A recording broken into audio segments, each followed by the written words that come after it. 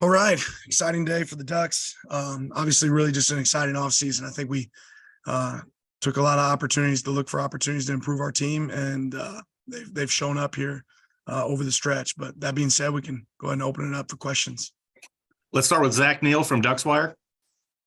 Coach, with a full year of recruiting behind you, are there things that you kind of learned about specifically recruiting to Eugene and to the University of Oregon that you're going to take forward? Yeah, absolutely. I think you learn lessons every year. It takes the right person, to come here and be an Oregon Duck. This is a prideful program that provides a lot of opportunity and resources for people to be great.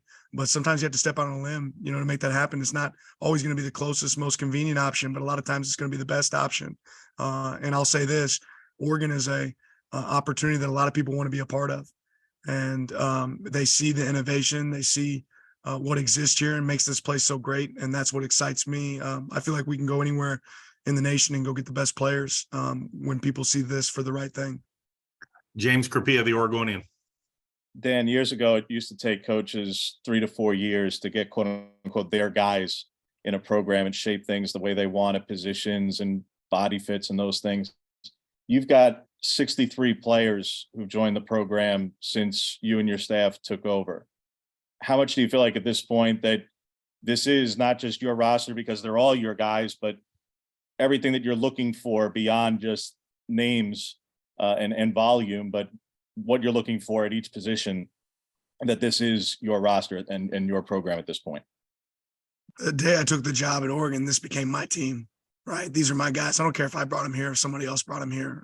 Obviously, the name of the game is always you want to enhance and get better and create competition within the team. But this is my team. It was the day I took over the team. It became my team, and they've been phenomenal from the start. What's our program going to be about? It's going to be bred on competition, on looking for opportunities to improve and get better. And when you can do that with, roster enhancement and roster management, we're going to make sure we take advantage of that to the fullest. Eric Scopel, 247 Sports. Coach, I'm just curious with Roderick Pleasant just announced on ESPN he's signing with you guys. What can he bring to the table? Seems like maybe he's the lone guy that's announcing today, but obviously speed. What can you tell us about Roderick? Can't really speak on that yet. Matt Preem, 247 Sports. Dan, where do you feel like just this class made you guys better? Like, where's the improvement from this class? I think speed. I think we're going to be a faster team. I think size, especially at places in the trenches, is a place that we've improved. But yeah, ultimately you want to be a faster team and you want to be a bigger team. And I think, we did both those things. Gabriel Martin or Marvin, just to keep rolling there real quick, Matt. Also think we did a great job of keeping the best talent on the West Coast. And that's something that we always want to do a good job of. Sorry about that, Coach. Gabriel Marvin, Rivals. Hey, Coach, just wanted to know how much do you feel the track and field aspect, Eugene having Tracktown USA, how much do you feel that plays into recruiting so many players, like you mentioned, speed? How do you feel like that plays into your strengths in recruiting? Yeah, I think ultimately if you have goals and part of your goals involve track and football, there's probably not a better fit in the nation than this place, because we're one of the ones that's going to compete in the top 25 on both sides always. Right, we're always going to be at the top of the charts from a football standpoint and a track standpoint. I think that provides really a unique opportunity for players that want to accomplish both. Jerry Thompson, Ducks Illustrated. Congratulations, Coach. How much do you think the potential of NIL at Oregon specifically takes an effect on recruiting? I know it's not the major thing, but how much do you think that would affect? Well, I think any program that doesn't look to take care of their players and look for opportunities to enhance their experience in a world where that exists is going to fall behind. And we're fortunate enough to be at a place that's innovative in their approach and does a great job of trying to create opportunities. It's never the end all be all. In fact, if that's the reason you're picking here, we don't want you here. But do we have great opportunities for our student athletes here? Absolutely. And I wouldn't want to be at a place that didn't. Zach Neal, Duckswire. Coach, Austin Novosad's been on campus for a little bit now. How have you seen him kind of establish himself in the locker room? And how have you seen both Bo Nix and Ty Thompson kind of help bring him along as well? really, Zach, it's hard, to say that I've seen a lot of that, only because for the last month I've been on the road, for 4 weeks straight, basically recruiting. And Austin, we've got to connect with. I'm really excited about what he brings to our program. I think he has an elite arm talent, and I think we got a mature quarterback room around him. And Ty and Bo both, I think, will really pour into him to help him, be great moving forward. But these guys have been grinding really hard the last month, really, with our strength coaches and the guys that are on the team. So that's maybe the thing I'm most excited about as we approach the month of February, is to get to spend more quality time with the players that are on our team. James. And there's been a lot of conjecture out there the last 2 months in terms of how should we as a college sports Inc. kind of evaluate transfers, evaluate and account for transfers and how they play into this, other than obviously their impacts they've already had and the impacts they do have on the field. But in recruiting rankings and evaluations where it may not matter to you guys inside the house, but it does on the recruiting trail, because players see that kind of stuff and want to see, oh, is this class high, low, etc. How do you as a coach feel that as a business we should evaluate transfer players? I don't care about rankings. Does that answer your question? I don't care. We just want to sign good players. I'm sure it can shed us in a positive light, and I think we probably have a pretty good class, but I don't really care about that part. I don't think any of our guys were highly ranked last year, and they turned out to be pretty good players. All right, Eric. Dan, I'm going to try one that I know has been announced, but Chris Hampton as the new defensive backs coach, just walk us through that process and kind of why he was the right choice. Yeah, whenever transition exists, you look for opportunities to enhance your program. And Chris is really a like-minded individual I thought would mesh really well with our entire coaching staff. I think he's a great coach, a phenomenal coach, really a lifelong learner of the game. He's a guy that I've known, from a somewhat distance over the years, and been able to connect with from time to time, whether it's talking ball, and just have a lot of admiration and respect for the job that he's done. And the closer we got to the hire, the more apparent and clear it became that this is going to be somebody that makes us a lot better. Gets rave reviews for everywhere that he's been. And obviously did a phenomenal job this past season at Tulane, but certainly excited about what he brings to our program. Matt. You touched on it a little bit ago, just the recruiting out west, but I think you signed the most top 10 players in California. Just how important is that to you to be able to go into the SoCal in particular, especially with USC and UCLA leaving, that you can get the most players from that region, year over year? Yeah, we're always going to play games in California. I think that's important for us, and we always want to sign the best players from the West Coast. Ultimately, we want to sign the best players everywhere, right? But if you can win in your footprint, and our footprint, certainly, California is part of that. We want to have success there, and I think this year we've proved that we're able to do that. Cameron Derby, KZI.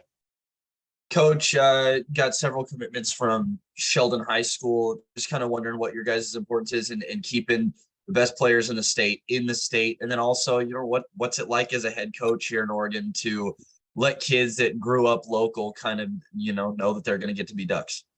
And sometimes the thing that gets lost at a place like Oregon is the feeling of pride and performance, because it not necessarily grew up being a hometown team for a lot of people. And I think the guys that we were able to bring in from Sheldon, there's a little bit of pride and performance. There's a little bit of piece of wearing that O means a little bit something more to them. And whenever you can find good players, obviously Coach Lyon's a guy that I have a lot of respect for as a former player here, right? But when you can find a place that cares, about the university, and find people that care about the university, it means a little bit more to them being part of the team. Zach. Coach, we all know how much you love talking about PFF grades, and Keon Johnson is someone who grades out really well, and actually his tape is really impressive. I'm curious, his recruitment, obviously his relationship with Bo, how much did Bo have a hand in that and kind of maybe pushing that recruitment and getting that commitment, or how much was that you guys going out and finding him? I think that we'll always lean on relationships. And I think if you look kind of at our history of signing players, whether it be through the portal or high school ranks, there's generally some connections there, and we look for natural connections that make sense so we can have a deep dive into what kind of people we're bringing into our program. And I think that's why we batted at such a high percentage last year. But certainly, Bo has a strong relationship there that we wanted to be able to tap into. James. One of those other relationships was with Jordan Birch, Dan. How important was that relationship to bringing him here, and how imperative was it for you guys to add by most measures, the top edge rusher available in the portal. Yeah, I think that it just shows that you never know when a relationship might go full circle. And Jordan's a phenomenal player. I think you can see that looking at his film. I think he has a ton of potential, and I think he makes us better as a team. And I know his, his work ethic. I know his demeanor and his approach, and having that strong relationship. 4 years ago, you never realized it's going to pay off down the road and come full circle, like I said. But I think that gives us a chance to be better. I'm really excited about him being here. Eric, Dan, just what do you expect from here in terms of additions? Any more prep players you expect to sign? Are you going to be active in the portal in May as well? Are you done? Where are you at in terms of just player acquisition in general? We're always going to look for opportunities to enhance our program. Always. So if somebody can make us better and it fits, then we're going to do that. We're not going to chase just because either. I feel good about our roster. I feel good about the people that we have coming in. But if we have an opportunity to improve ourselves and make ourselves better, and I think we all have to acknowledge that there's a reality that more things can change, right? So as things change, you adapt, and we're going to be the best in the nation in adapting. Matt, Marshall was on with Joey Mack for your in-house show earlier today, and he said that you guys have 28 newcomers enrolled. Just with the large number of guys coming in, how important is it that over half of those guys are already here and you don't have to implement that many new players in June? I think more than anything, it's what it allows you to get better in the spring, right? When it allows you to practice and have 2-spot practices and use 2 fields and really maximize your coaches and really get the ability to steal almost a redshirt season or an off season with some of these guys. So last year we clearly didn't have that same amount of numbers, but we also got here a little bit later to the party. This year, being able to be ahead of the curve and get guys here early is a big advantage for us. Zach, I don't think we had a chance to talk about him last year or in December when we talked, but Johnny Cornelius, what does he really bring to the offensive line for you guys and in the locker room as well? Yeah, I think he's, Johnny's approach is a guy that really wants to, develop. I think he saw the opportunity here to grow as a player. He has aspirations of what the things that he wants to accomplish. He has clear goals of the things he wants to accomplish. And I think he saw that he could check all those boxes here, that he could make sure he reached those goals here. I think he is a professional, very intelligent, and certainly takes the approach of a learner, which is exciting for me, a guy that's looking to get better. James, There were multiple reports that Adrian Clem was interviewing for the multiple spots for the Patriots. Has a decision been made if he'll be staying with the staff? Yeah, I don't anticipate any changes as of right now. Jared Denny, scooped up. I think, and to build off of that just speaks to the quality of staff that we have here and what people think of our staff. Obviously, Adrian's a phenomenal coach, but not currently anticipating any changes there. Time for 2 more. Jared Denny, scooped up. Yeah, Dan, one more guy to ask you about. Evan Williams, just what do you think he brings to this program, and where do you see him kind of fitting into that secondary picture? Yeah, well, I really liked his brother, so I thought we'd just bring him. And no, Evan is he's an infectious personality. He has a hunger to be great. I think his film speaks for itself. You guys can look up his PFF grades. I'm not sure what those are, right? But he's a talented player that enhances our program. He loves the ball. I think he's ready to put on shoulder pads right now and anxious to get to work. Our guys are going through some strength training and preparation in this off season, and certainly excited about his approach. Last question, James. All right. And Suave had announced that he's moved to the coaching staff. Has anyone else moved roles from players to coaches or assistants or medically retired or expected to miss spring in any way? We'll see. We will see. I don't know. So it makes it exciting. Start digging.